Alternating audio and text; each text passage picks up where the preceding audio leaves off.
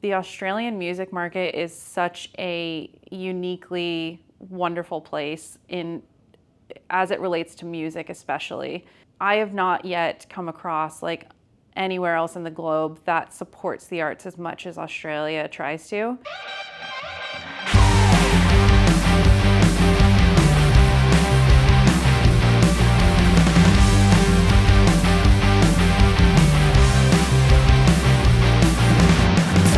I am Francesca Caldara. I have exclusively worked in independent music now for over 18 years. Currently the Vice President of Community Music, which is part of Unified Music Group.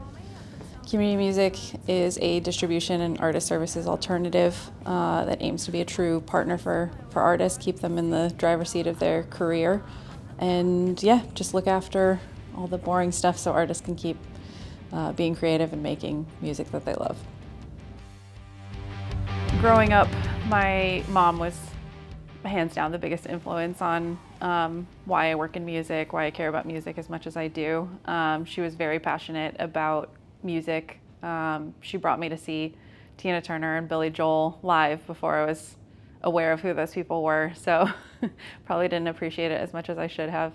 When I was 14, she bought me a career opportunities in the music industry book, and I marked every page of every job I was interested in. And obviously now in 2025, those aren't all super relevant, but in my 18 plus years, I've been lucky enough to touch every single one of those jobs that I wanted to do. Music was always a way for her to, both of us, to express how we were feeling or, share an emotion that we didn't feel comfortable saying. So music was pretty meaningful in our house, and I'm very lucky to be a part of it now.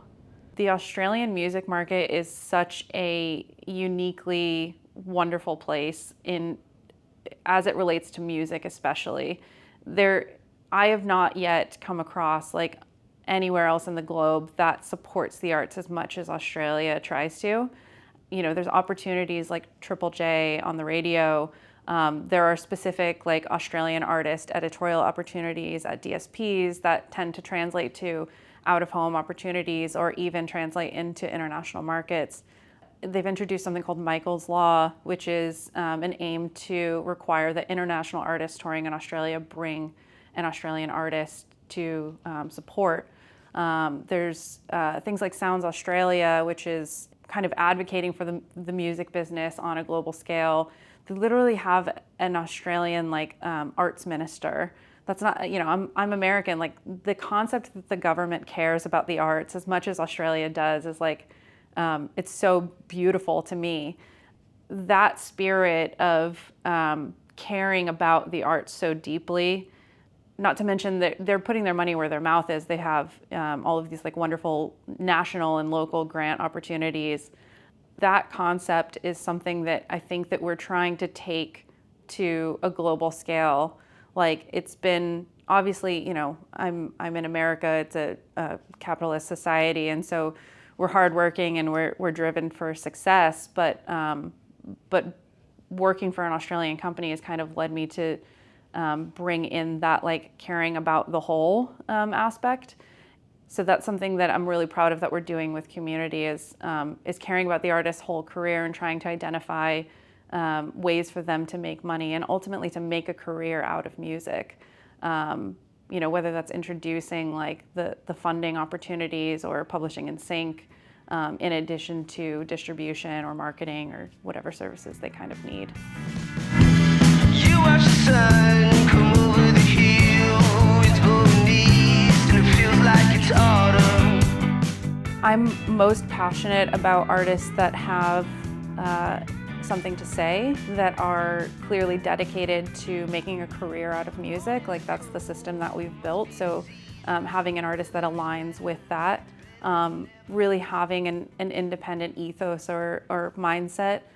Now I say that we do also work with a number of artists who used to be on major labels or large indies that are now kind of wanting to take control back. So it really takes a particular type of artist, and I don't mean that musically. I mean in work ethic and in ethos and all of those things. Yeah, of course, musically, you want something that has a high ceiling, has like commercial viability, but also that we know what our strengths are in terms of relationships that we have, whether it's with DSPs or marketers or radio pluggers or on the publishing and sync side. And so, yeah, it's identifying like what artists align with what our particular strengths are. So we've worked with Ocean Alley since 2018. They're sort of the flagship artist. They're the reason we started community music, to be honest. They were a management client first and wanted to remain independent. They've been independent their entire career. They had self-released music. They've worked with other independent companies and just kind of recognized like what's the way to really make a career out of recorded music, utilizing the internal resources that we had. And so, yeah, really, really stoked for how well they're doing. And their new album, Love Balloon, is definitely going to be one of the biggest commercial successes I think that we've had to date. Certainly fueled by a viral moment that they had just a couple of years ago. But yeah, again, really proud of what we were able to kind of like put into action off the back of what was happening organically to essentially raise the floor on what their career can be now. I'm also very excited about the Ryans is a band that you'll hear it here first. There's no reason that they can't be as big as the 1975. They are like, this debut album is musically fantastic. Some of the sweetest human beings that you'll ever see. They are my golden children for how to do short form content while remaining authentic to like, you know, who they are.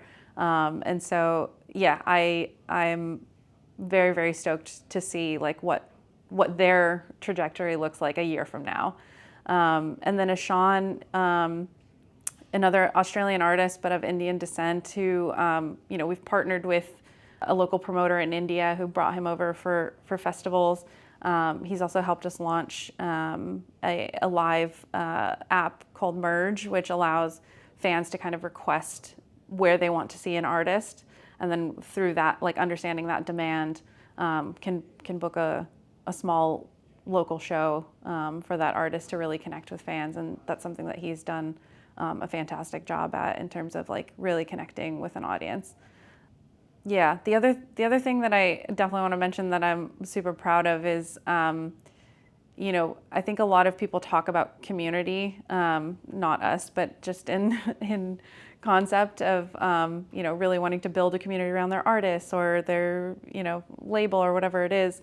But we're really doing it. We've now done a community music event in Melbourne and in Sydney, where we've had one of our artists perform, as well as having all of the other artists that are based in that city or near that city to attend, to really connect. At the same time, we've invited artist managers, booking agents, and music supervisors, just to really put a physical event to the name community. It truly is like a community coming together and supporting each other with shared resources. And yeah, I'm stoked to do more of those. Hopefully we'll have one in LA soon enough. One of the things that has kind of really resonated with me recently is this idea of multiplying your IP. So any rights holder, whether that is the artist, a label, a distributor, just finding ways to increase visibility on essentially the same song. Like it all comes back to, a great song. But then if you can couple that with a unique video, I'll use the Ryans as the example, like something that they've done recently for one of my favorite tracks, Maybe I'm Just a Freak, is it's a piano-driven sort of ballady song, very much inspired by like Dijon and Clairo and those sorts of artists. They not only captured content when they were recording the song originally, but post-release filmed themselves just in one of the members' living rooms, like playing it at piano while the singer's sitting on the couch singing. And that was like, at night. And then they did like a daytime version where he's standing next to the piano. And then they've got, the studio footage that then cuts to like them actually perform, like figuring out the part, but then cut to like actually performing it. Yeah, I think again, it's all for the same song and it's going to point back to the same thing, but it's authentic to them. Like it's truly like their house, their recording studio, but telling a different version of the same story.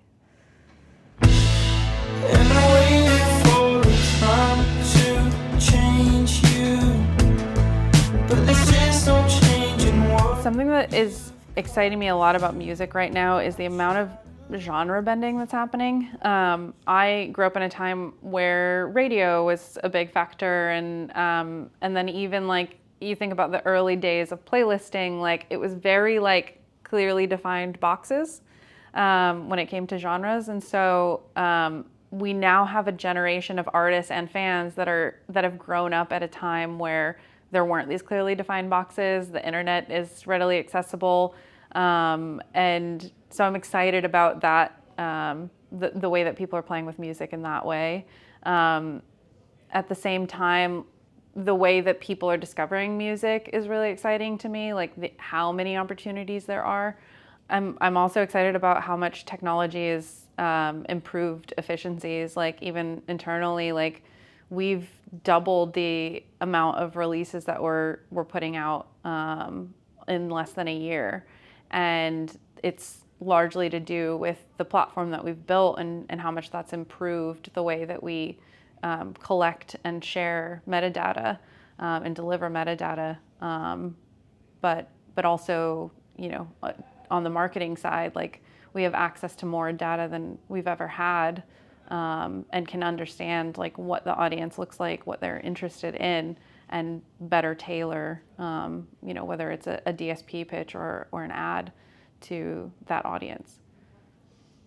I've worked with Henry Compton for a long time. I've known him a long time.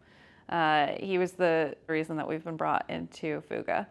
And yeah, working with Fuga has been fantastic. It's been great working with a forward-thinking distribution partner that also supports as much independence as we want or need to have. And then we've also been utilizing Curve for many years. We also utilize Downtown Neighboring Rights, which is the patience that team has shown as I figure out what neighboring rights means, because apparently it means many different things in many different territories. So yeah, the patience that they've shown has been a dream, and very, very much appreciative of them and their support. And then we also use licensees for clearing our YouTube usage. Obviously, I think with a relaunch, it can kind of look on paper like we just slapped a new logo on things, but yeah, it's really transformed the recorded music business as a whole for us. One of the things I'm really proud of is that at the relaunch in October of 2024, we announced a commitment to seeding a $10 million fund to supporting Australian independent artists and community music artists, and we're well on our way to hit that goal within just a few years. So I'm really, really proud of you know, being able to actually support artists in the way that they need to be supported. We've built our own tech. We're a music company first that has built our own tech to kind of streamline processes and improve communication and all of the things that really do affect an artist campaign. You know, my job is to listen first. I listen to every demo submission that we get, because we are boutique. It's not open. It's bespoke, and we're really selective with maintaining a particular quality about the music that we're releasing. So I'm listening to every demo submission. I'm listening to every release that we're putting out, and I'm also listening to the artists and their teams about what services they want, what they need, what's actually helpful to them. And really just trying to be an ally in whatever way that looks like to them. What you think would happen